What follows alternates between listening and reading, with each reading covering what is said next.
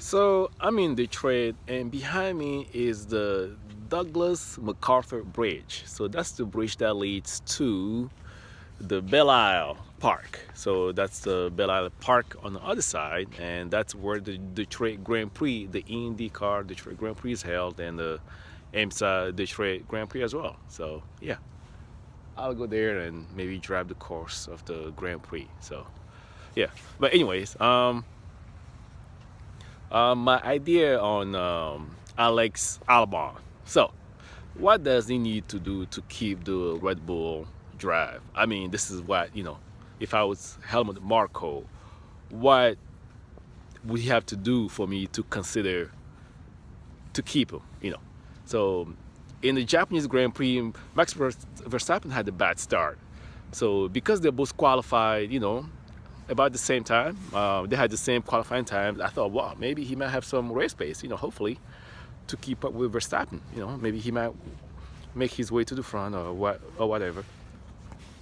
But, so Max Verstappen had a bad start and Albon was stuck behind Carlos Sainz. I thought, okay, maybe he could pass him and then be in the top, be in the top three maybe, if Leclerc had had the penalty coming, and then Albon could pass Sainz, but then he was too long behind Sainz. He stayed behind Sainz for quite a while until Sainz actually pitted. So that's the only time that released him, but then it was too late.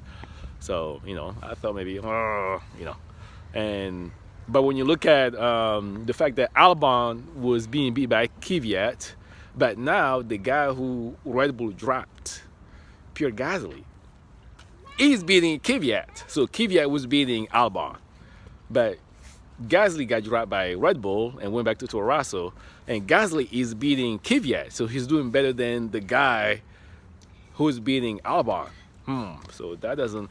So maybe Red Bull might be like, maybe he wasn't so bad. Maybe it's just the car that didn't suit him well. He just needed some time, So, but Albon, he really needs to get something, some results. Because so far, I mean, he's more consistent than Pierre Gasly, but the results are still not what Red Bull is looking for, So because lately, ever since he came to the team, Max Verstappen hasn't really had a great race, but he hasn't capitalized either, He, like himself, he's been where he should be, 5th or 6th, so that's where he should be. That's where the car should be. But they're looking for, more than that, So what he would need to do? First of all, I think he has to get more points than Pierre Gasly had, so he needs to beat Pierre Gasly in the standings. That should be easier. But he needs to beat Pierre Gasly in the standings. So that should be easier to do, but that's a given. But he has to do it. It's a given, but he has to do it. So, and also, he needs to have the same race pace as Max Verstappen. And in my opinion, he needs to challenge one of the top 6. So Max Verstappen or the other one, a Ferrari, a Red Bull, a Ferrari and a Mercedes. He needs to challenge them, So be in the top 5, not just top 6, top 5, and if he gets a podium, he needs to get at least 2 podiums. But obviously, the thing that would clinch it is a win. If he gets a win, but right now time is running out. Mexico is where the Red Bull shines, but that might be where Verstappen might shine. But if Verstappen doesn't shine, so Albon should be like, hey, this should be my race. I need to make this my race. So, so he needs to do something. So right now he's still looking much like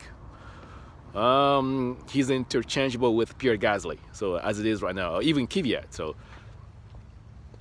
but he needs to do something. So I'm sure he knows this, So, but I'm sure he knows this. So hopefully he does something. So it would be a fairy tale story if he ends up at Red Bull for next year, But the way I look at it, one thing that could happen is that with Honda in the mix, and they had Naoki Yamamoto, they gave him a trial in the Toro Rosso.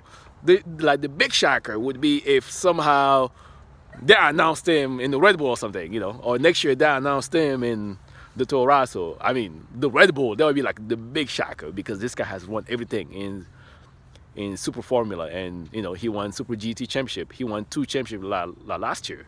It's like winning the IndyCar Championship and the DPI Championship in the U.S. So if someone like, let's say, Felipe Nasser, let's say Dan Cameron or Juan Pablo Montoya won the DPI Championship, and then they also won the IndyCar title, or Joseph Newgarden actually. Yeah, so more like Joseph Newgarden. Let's say he was an IMSA, because Penske does have an IMSA team, and they have also the DPI team. So if Joseph Newgarden was the IndyCar champion, also won the DPI championship. So that's what this guy did, last year in Japan. So Naoki Yamamoto. So if so that's hard to do. I mean, well, obviously he has a lot of support, but still, and it's a more selective championship, so it's more selective. So, but still, that would be the equivalent here in the U.S. Sort of.